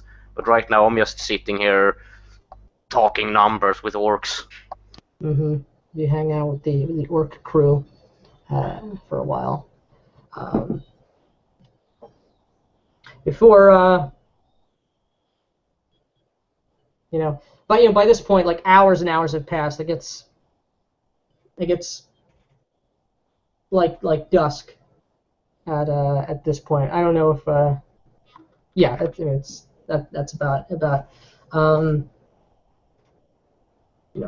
where we are, and see into the someone else, like, oh, like, look, it's someone else. And I see Kerala enter the crowd of people, and sort of that kind of like loping gait of the orcs, dressed much as he usually is, which is like not much at all. Like, people like nodding to him, some like kind of like not like getting down on one knee bowing, but like Kerala, glasses being raised of words of welcome and acknowledgement, and he kind of like talks to some people for a little bit before he stands over by like one of the maypoles, and like holds up his hands, and like, oh, like, bam, like kind of like quiets down, and people like, oh, what's he gonna say? Like, Lanius kind of moves over to where he is, like not far from him.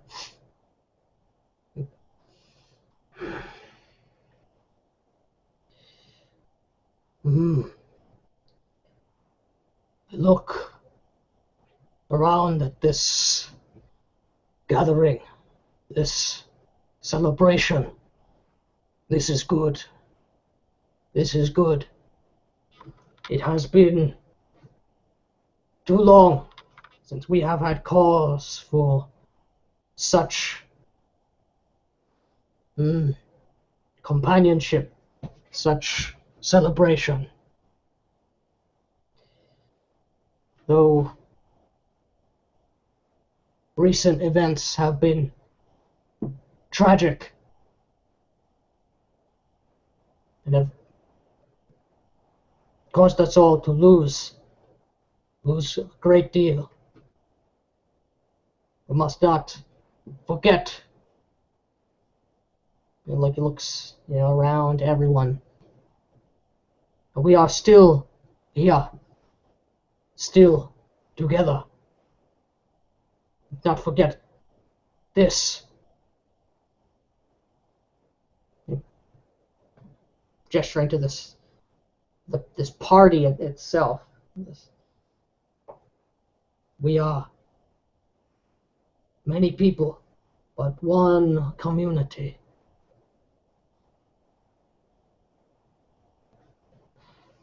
He looks over to you, Nazvog. Nazvog, you new to this town, to this community, to these lands.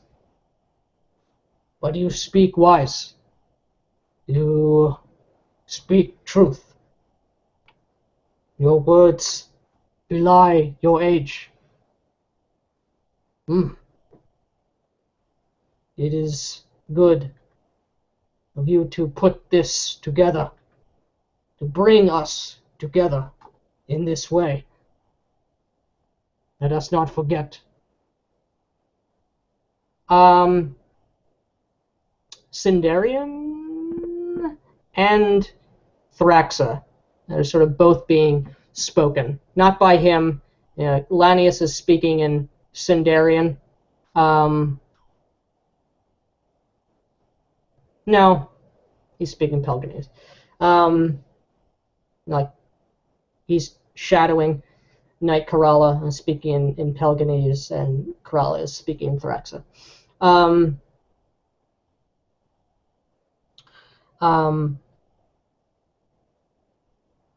Yes. You have my thanks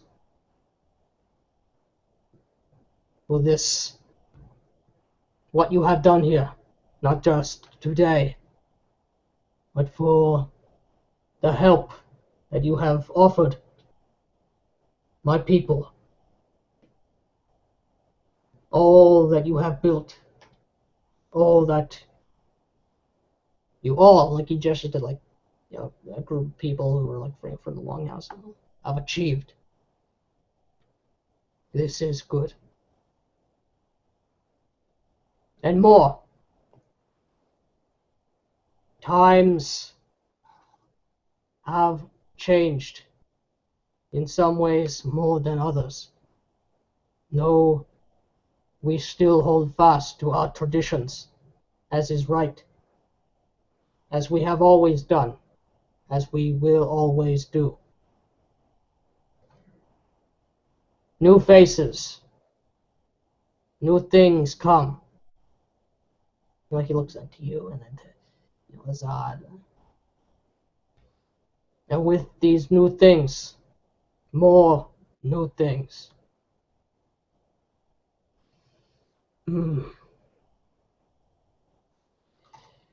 These new things do not know our ways, the ways that we have been raised, brought up to learn, to know.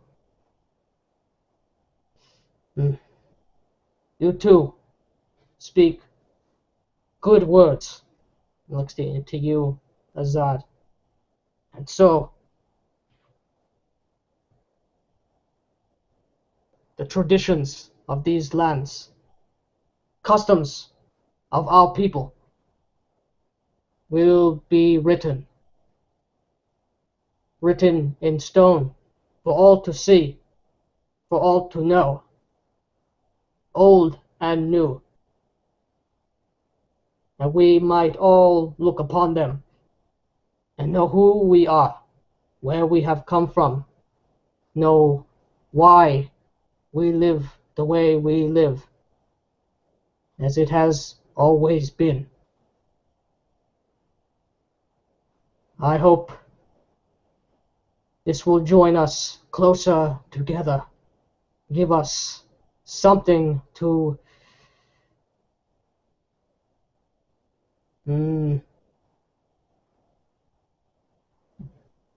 be as one.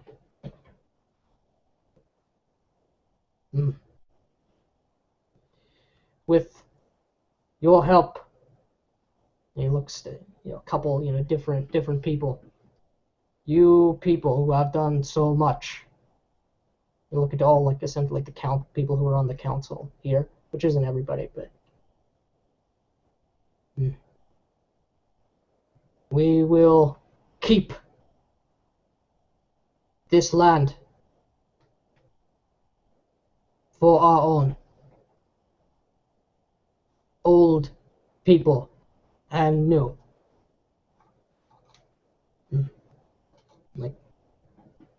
They sort of walks away, and people yeah, even though he's clearly not the most charismatic of individuals, but all right, Mm-hmm. and Lanius gesturing to Nazvog and to and to Uazad and to Lucas Milton, would you like to say anything as well? That didn't cross Corral's mind, but clearly Lanius would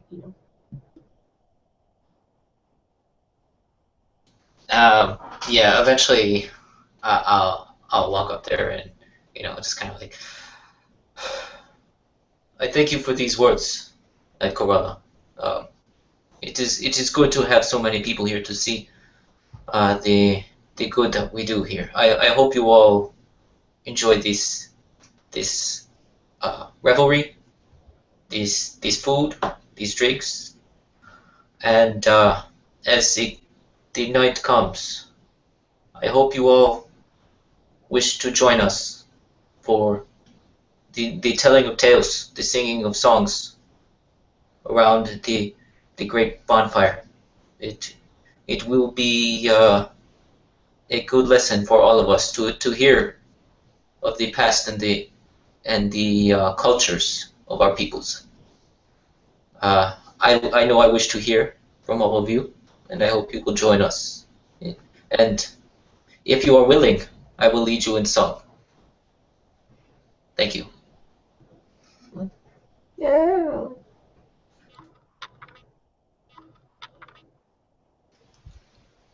Would Zod wish to speak? I by no means. I just gesture oh thank you, but I don't go up or anything like that. Okay. I just oh yes, oh yes, I'm here. Just as if just a celebrity is oh yeah, oh yes, I'm here. Okay. And as the final portion of the soiree continues, there are many people, especially loosened by hours of drinking, who they offer stories and tales and songs.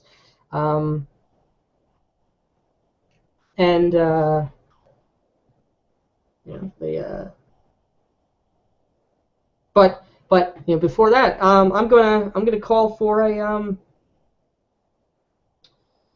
It's not really a soliloquy. I mean, it is, but it is an actual kind of in-world soliloquy, as I'm going to let Nazvog start. Tell us what story you lead the community in. All right, so first we're gonna start getting everybody to file over to the main area, because it's not gonna be in this area. It's not where the party is. There's no like focus. So on the other side is where we had this of the longhouses, where we have this massive bonfire set up.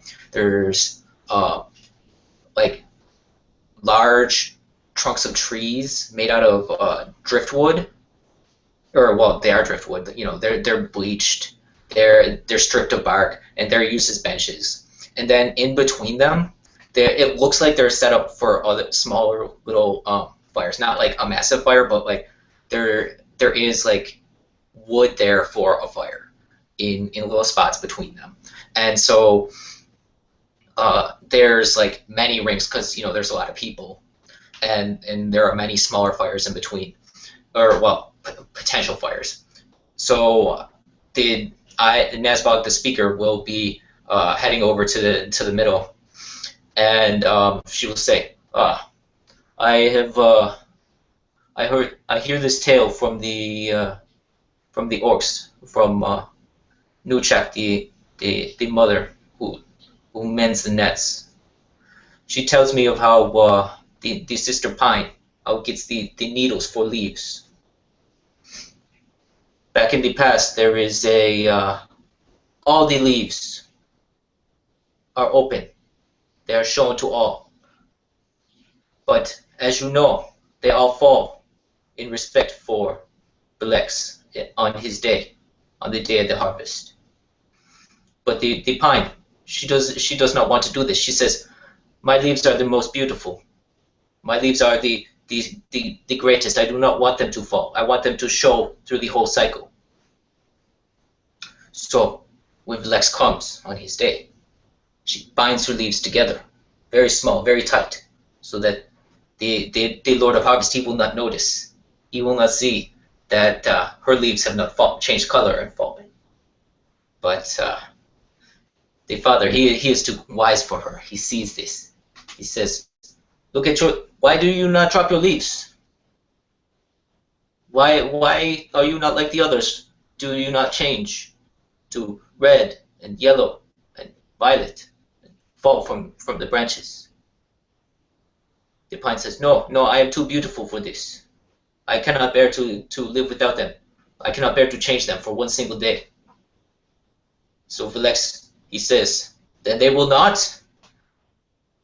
And as the day passes, the leaves do not open. They stay green, they stay sharp. But they never expand. And the pine, she looks at this, she weeps. She says, what has become of me? Where once I was beautiful, now I can only point, I can only hurt.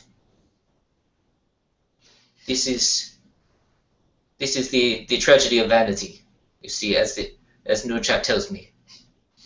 If we try to hold on to the beauty, if we try to protect it at all costs, it will make us only hard.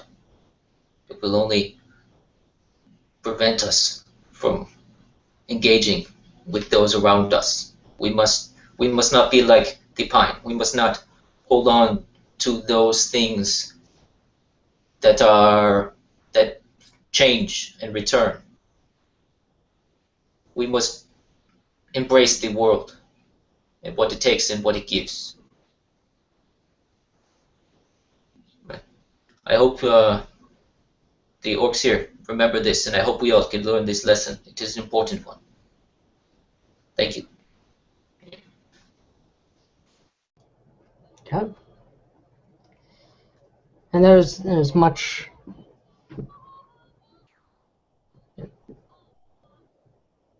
approval of your story, which leads off to on into the night of many more stories, some sad, some happy, some running the gamut of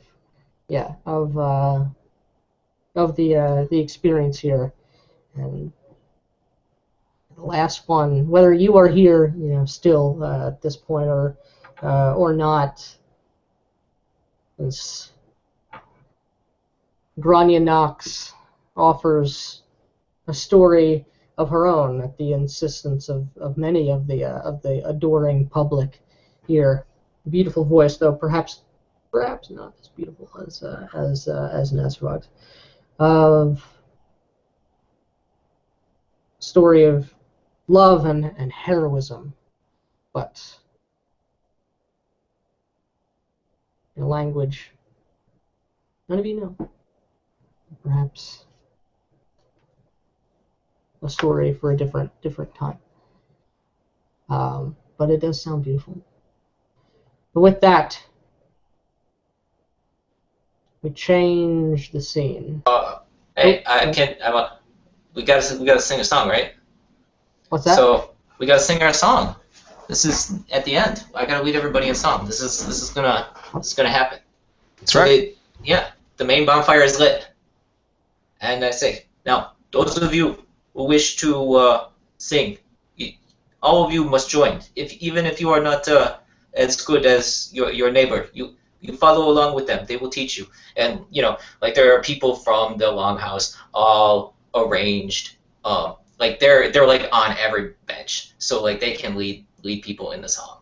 So like no one's gonna know the language because it's gonna be in Gila, but we got everybody there so that they can like get into it and start singing. So I am going to cast the Control Blaze ritual as I start singing with everybody else's help. So Nesvog, she's beginning to sing like in a deep booming voice as she's standing in front of the mighty blaze of the giant bonfire. None of the other fires are lit at this point.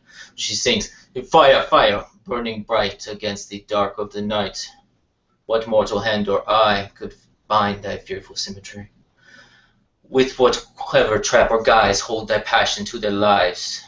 On what grounds do they contain a mighty child of Morgul's flame? Taking without thanks or smile their arrogance you should revile. Strain against the profane cage, cleanse impiety with their rage. They are no masters, you no slave. Ignore the rules of wicked knaves. Work with this pious soul and flesh. With my help consume afresh. Fire, fire, burning bright against the dark of the night. This mortal hand, this eye, will guide thy fearful signature."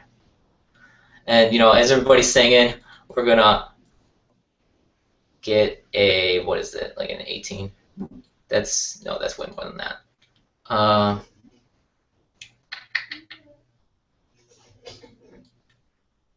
No.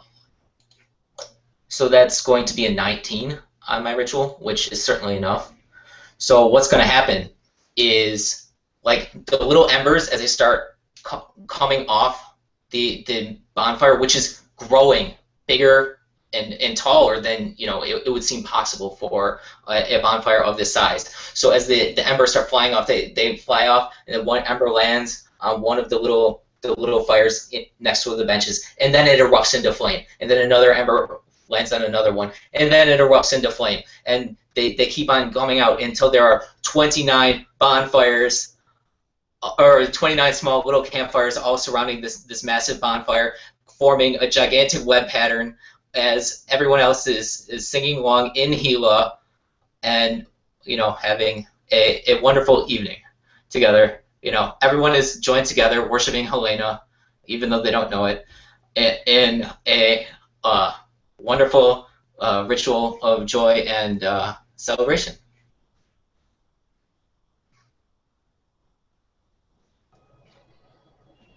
All right. And as the flames rise high and then die down into the darkness of the night, we will go to soliloquies. One moment.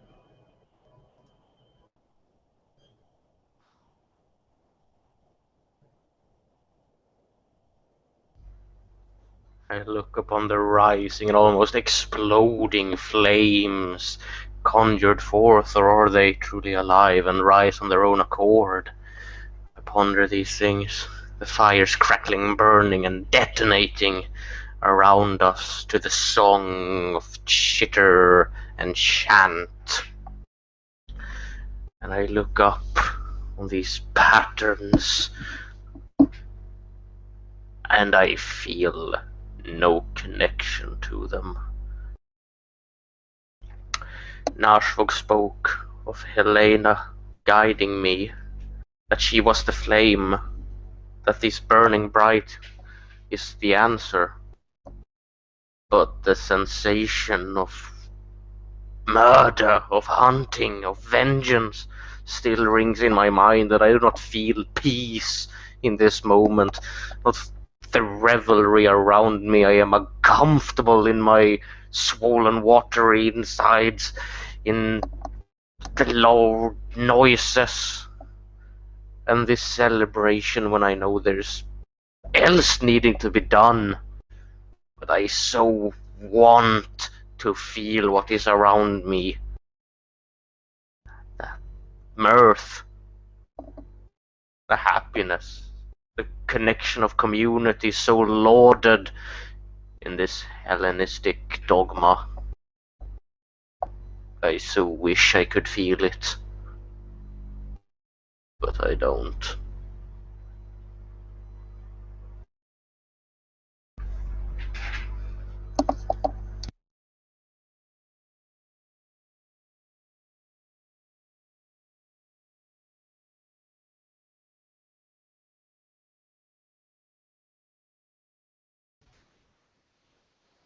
Hmm.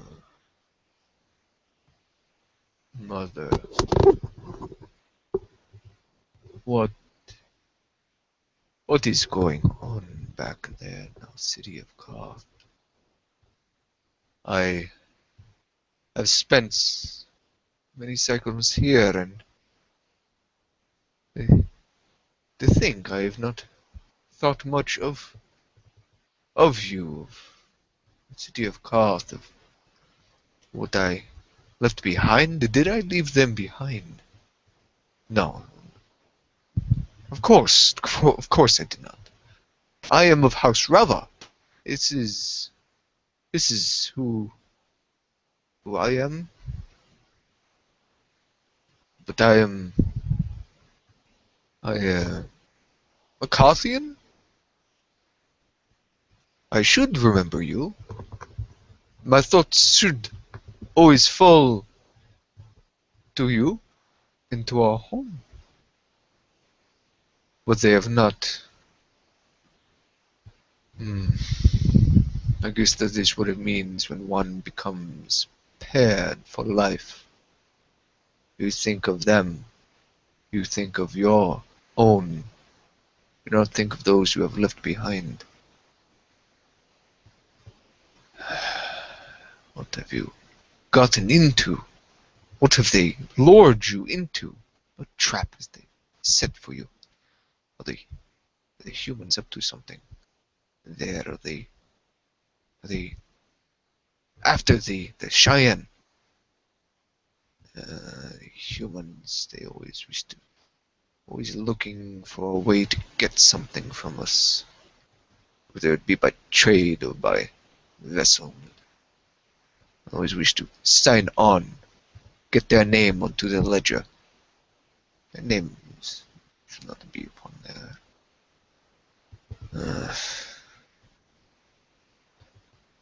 But here in this land, it is fitting for the Cheyenne, even so low, to be a Cheyenne from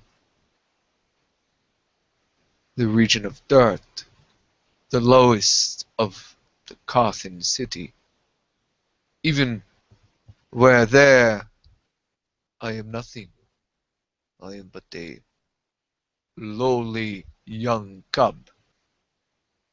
And here I am. They know my name, they know my wife, they know of us, they know of our home, what we bring, they know of us, and they enjoy us, they love us. Yes, yes, this place, this is a place that I perhaps is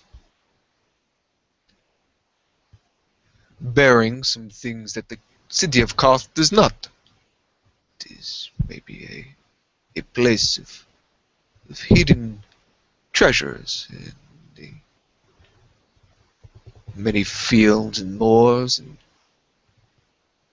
spreading out the land of this place. So many people, so far from each other. It's a strange community. To think the councilwoman, this child, does not enjoy the sound of activity, to enjoy the sound of business, of trade. They'd rather be around their bugs. Their bugs. Their bugs. What was that creature speaking of? Lamore Farang had caught its hand around its mind. Lamore Farang, this cult of freedom fighters. I, I will have to find what I can on this cult. If this one is falling prey to a dead god, to a daemon, I'll have to watch after it. It is a monster. It does not understand these things. It's quite clear when it came to my abode. Why am I even thinking about this? This creature is how can it even read, let alone know the language of Nif? It is changed, it's malformed. It is no Arwen.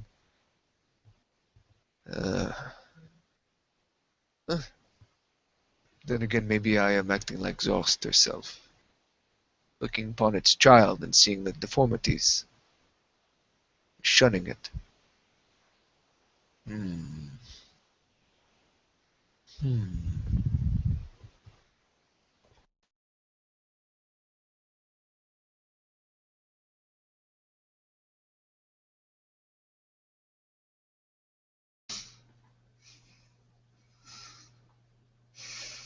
I do not know.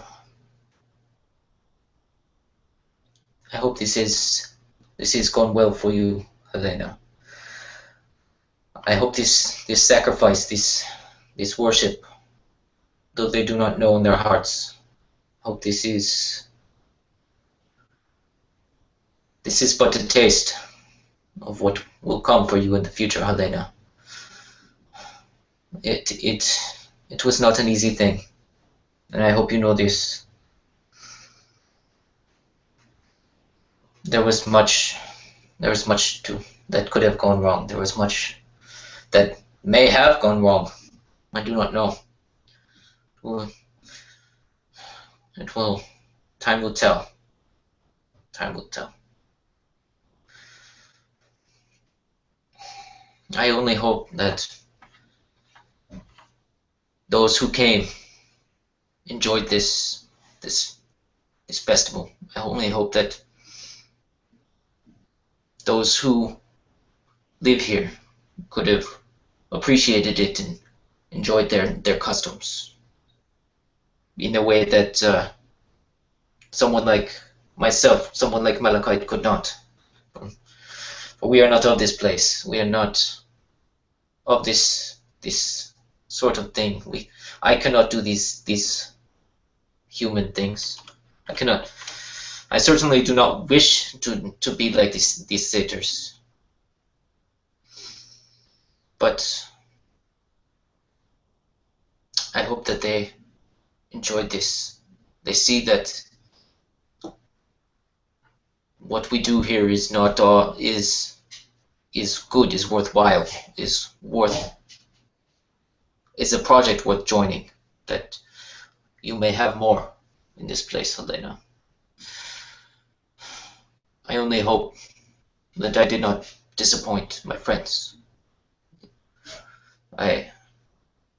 Lucas Milton, he wishes me to join him. I cannot do this, and he knows. Well, perhaps he does not, but I will have to make this up to him. Perhaps we will go to see his harvest master in the end. I will, as much as it pains me to leave this place, to leave it to those who even are capable. Perhaps that was what we shall do, to make him happy, to speak to this man of Lex, and perhaps learn a thing or two about how to speak to a satyr who loves his wife.